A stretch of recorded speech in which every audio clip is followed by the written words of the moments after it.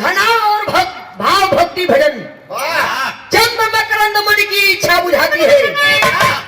और रात रंगीन मौसम फिदा हो गया हुस्न को बेचती एक ऐसी परीक्षा है। कहानी कैसर बा कहानी कहा लिहल गई बा बिरहा में आप लोग का ध्यान कहानी पे बिरहा नहीं बिरहा हो। राजा भरथरी अपने गुरु गोरखनाथ के मठ में 12 साल रहे।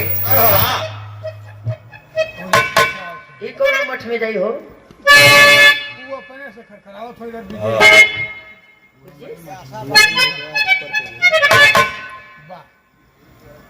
जमुना समय 12 साल अपने गुरु के मठ में रहे। जब जो पूरा हुआ गुरु का आदेश हुआ जब उन्हें समय सरंगी गुदरी लेकर के राजा भरथरी चले हैं तब बिरहा में बड़ी सुंदर गजल का भाव दे गिल मास्टर।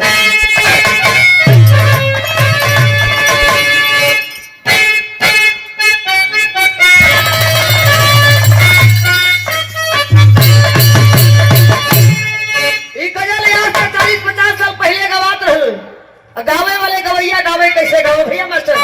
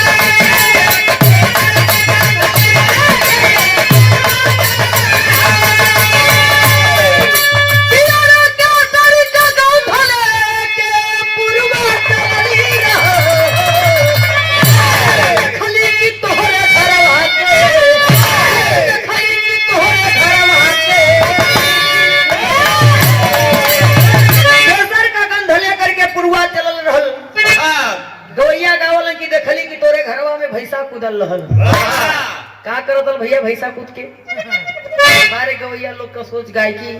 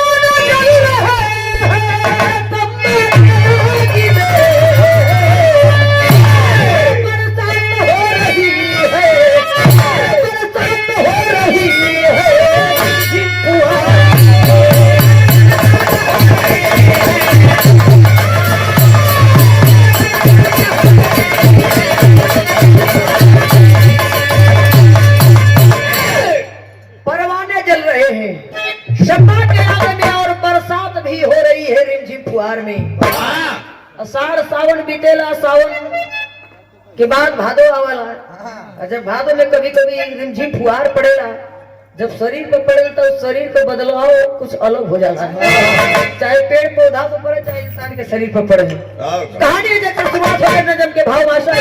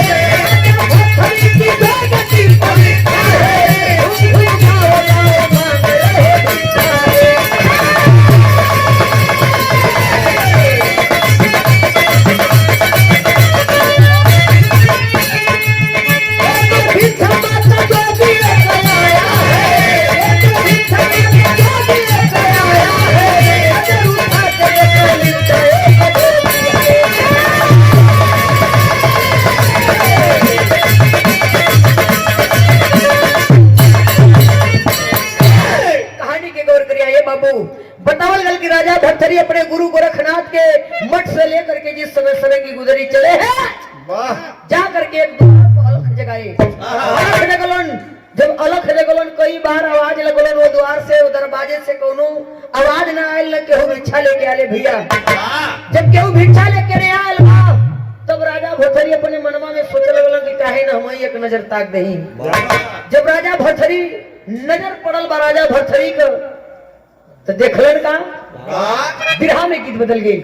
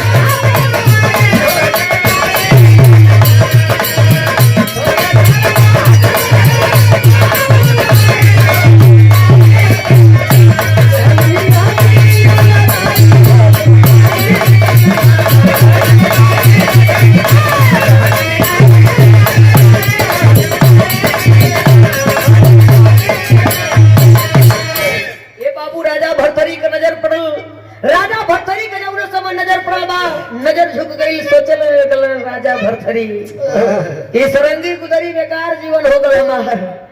राजा भरथरी अपने सोच में पड़ गए कि मैं जीवन का हमारा तारन तार कैसे हुई। जब राजा भरथरी सोच में पड़लन, जब चलो हो तो नारी के कहलन का बिरहा में गीत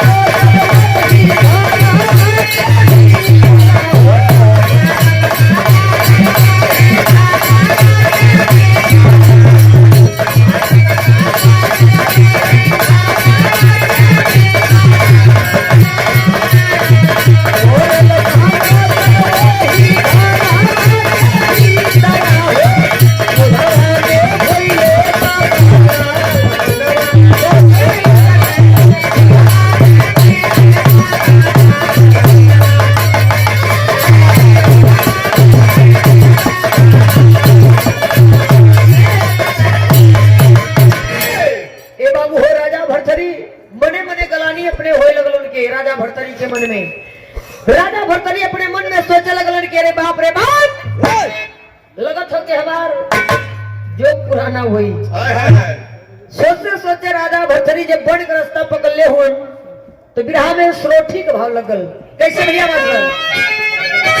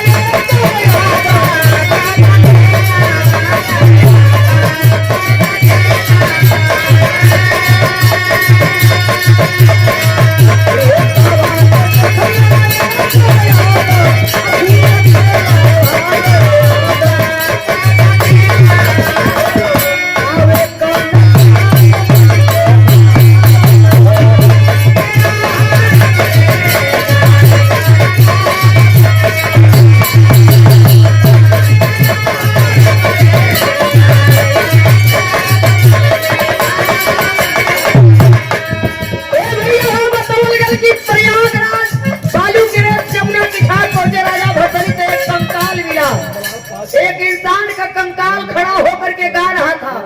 कहा गौरव मास्टर बिना माई बाबू का धरती में जन्म हुई चलो माई बाबू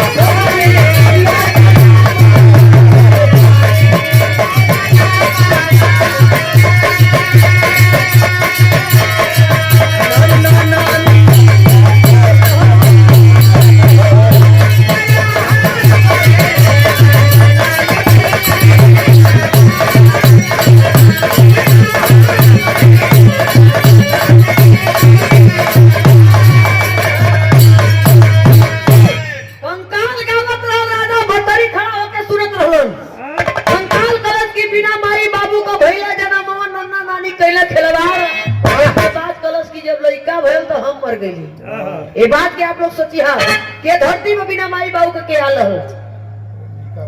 जब ओकरे लड़का भल तो मर गल जब कड़ी पतिया राजा भरतरी सुनला कपारे हाथ धरला कलन के एकर उत्तर का जवाब कैसे देही सोच में पड़ गया राजा भरतरी सोचा लगलन कि अरे बाप रे बाप एकर उत्तर तो हमारे पल्ले नहीं खेवा जवाब एकर उत्तर को राजा भरतरी सरंगी गुदरी उठोला कलन के अभी यहाँ से चला नहीं कुछ और ही टिपिक दे चल दिया राजा भरतरी जब चलल हो भीख मांगत मांगत तो पहुंचल कहाँ फिर कुछ दिन बीतल लड्डू ले आवा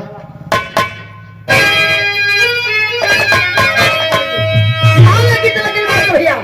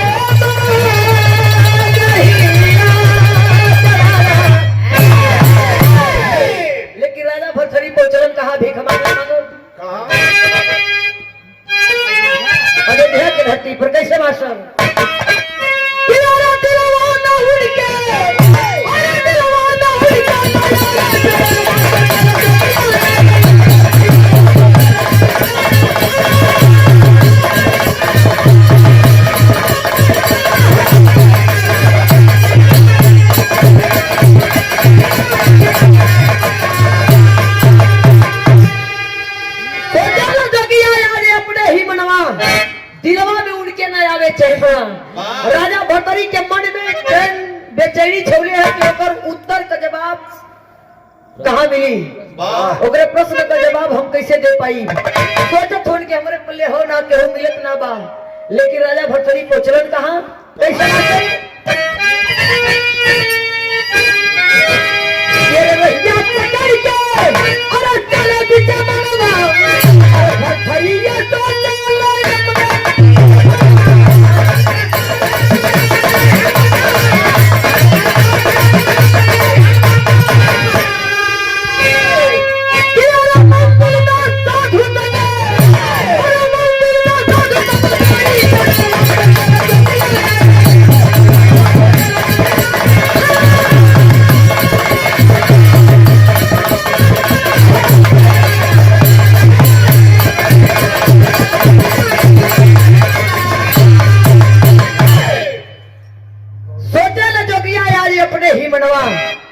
दिलवा में उनके न आवे चैनवा रहिया पकड़ के चले बीचे बनवा।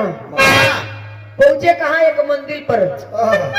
जब मंदिर पर पहुंचलन तो वहां के नजारा का रहल एक नग बदन में होकर के साधु के संग सदवाई सोई थी। अब तो मेहरारू है मास्टर, सीधे चैन गोल्ड का कुछ दान है तो एड़वा उठा देते। पहले के मेहरारू अपना मर्द का मजबूरी देख के अपना मर्द के सुहाग रात में समझा ले, तो मर्द भी होशियार रहे कुल। अब वो तो निकलवा हूं जब से लेके जाता हूं तो से उन्होंने का दिल ना भरत हवा।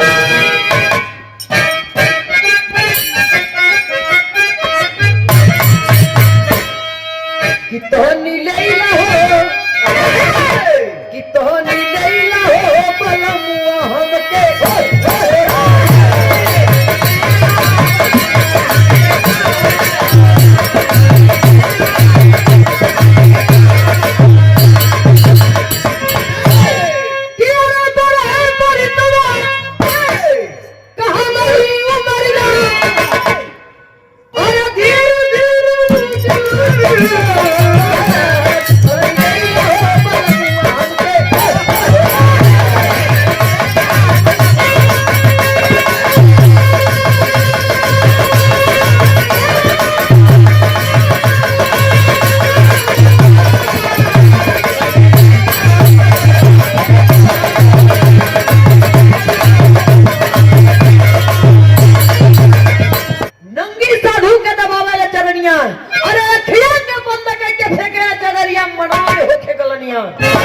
राजा भर्तरी के मने मने गलानी बा के हमार जीवन रध जोग भी पूरा ना भइल।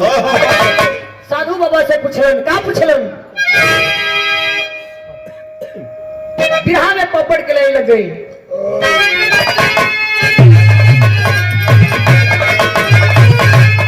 राजा भर्तरी साधु बाबा से पूछलन के साधु अरे कैसन नारी है,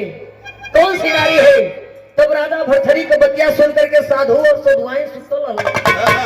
जब दोनों जने उठ के बैठल तो बताओ छोड़ पपड़ के लाइन में कैसे मास्टर भैया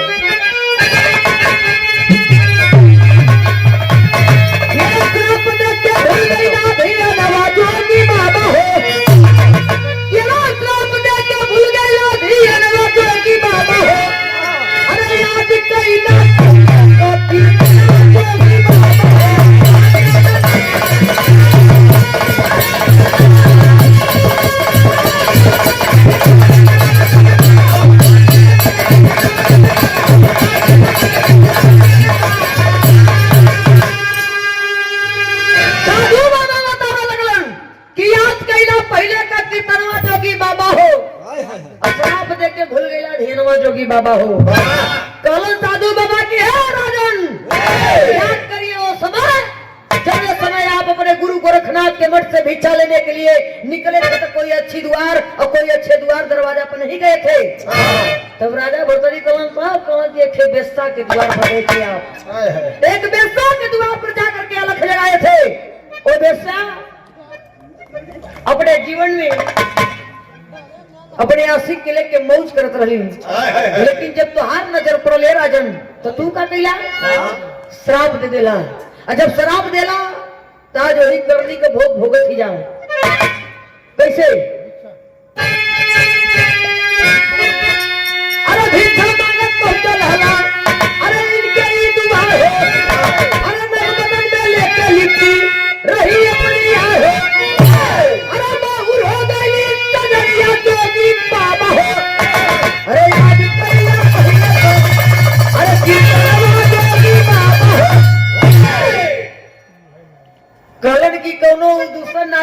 जो हमारे संगवा है न हम दोनों दूसर मर रही है मन दोनों जाने हुए है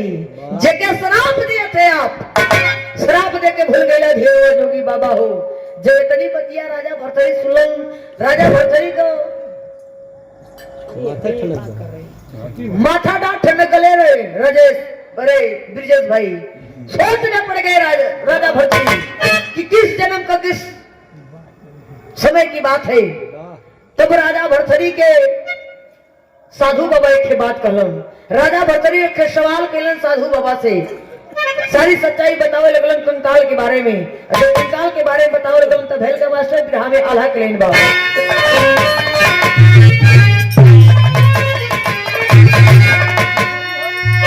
अरे दूसरी हो पतिया अरे दूसरी हो पतिया अरे बताई दे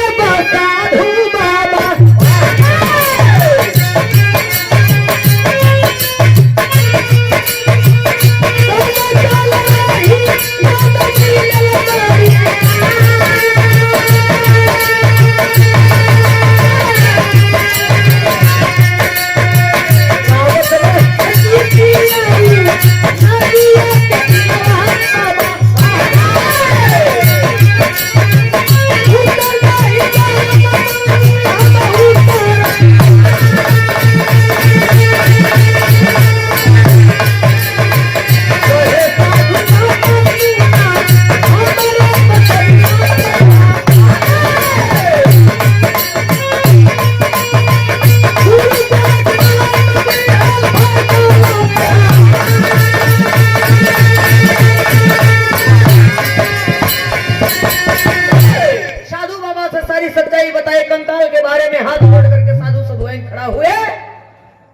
राजा भरथरी से कहे कि हमारे पास भी उसका जवाब उसके सवाल का उकरे बात का उकरे हर चीज का हमारे पल्ले भी जवाब ना हो जब इतनी बतिया राजा भरथरी सुलन साधु बाबा का कि गुरु गोरखनाथ दिए फैसला तो तब राजा भरथरी उठाए तरंगी गुदरी चलल हुन और चलल कहा हुआ ना आप लोग आखिरी लाइन में खड़ी के भाव में बताओ कि प्रभु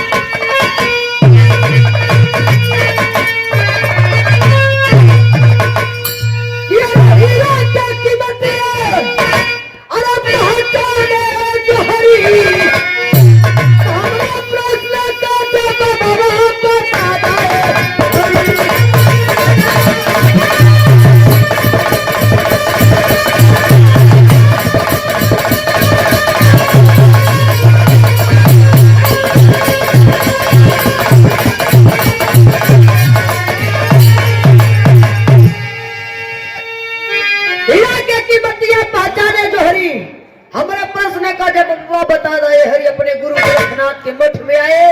राजा भरथरी सवाल कर दिए अपने गुरु गोरखनाथ से कलन की हीरा के कीमतियां पहचाने जो हरि हमारे प्रश्न का जब वो बता रहे हरि अपने गुरु सामने खड़ा होकर के हाथ जोड़ करके सवाल कर रहे थे राजा भरथरी गुरु गोरखनाथ से कैसे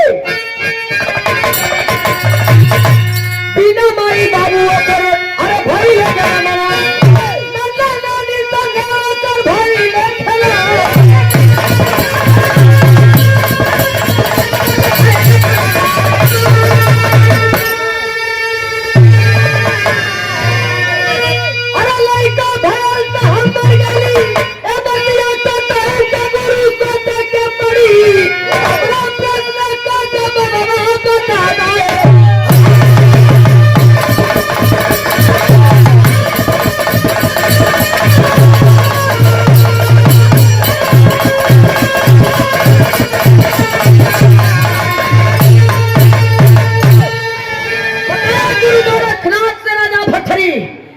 कि गुरु जब हम भिक्षा ले रहे गई थे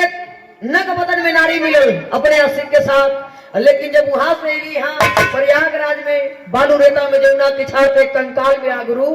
वो गा रहा था बिना माई बाबू का जन्म हमारे नन्ना नानी के खिलवाड़ लड़का भल तो हम मर गई कलर राजा भरथरी के बतिया के कहूँ के गुरु सोचे के पड़ी हमारे प्रश्न का जब बबुआ बता दाए हरी जब इतनी बतिया गुरु गोरखनाथ सुनो राजा भरथरी को तो बतावत होगा अरे गुरु गोरखनाथ जी हले समझाई अरे गुरु के चरण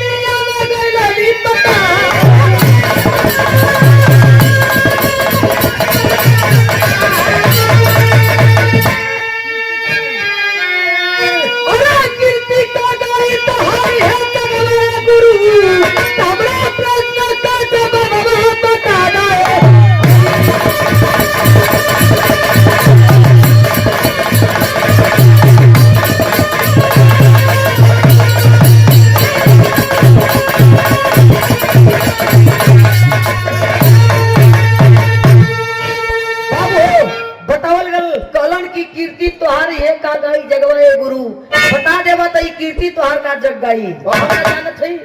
कि तू बतई बस आई तो हम गाई तोहर कीर्ति कलर की कीर्ति का गाई तुम्हारी है जगवाए गुरु हमरे प्रश्न का जब बता दा हेरी सच्चाई गुरु गोरखनाथ बताए अपने चेला राजा भरथरी को तो चरण में गिर करके क्षमा मांगे राजा भरथरी गुरु गोरखनाथ से खानदान का परिचय बा